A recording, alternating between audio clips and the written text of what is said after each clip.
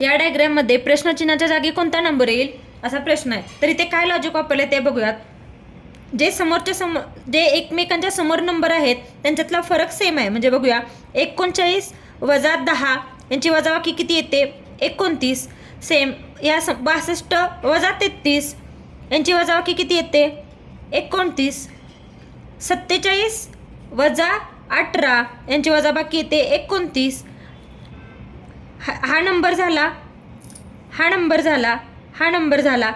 मग सेम 58 वजा, समजा ही संख्या आपण x मानू, तर यांची वजाबाकी किती येणार आहे? 29 येणार आहे. मग आता आपण इथे x ची व्हॅल्यू काढू. x इक्वल टू काय येणार?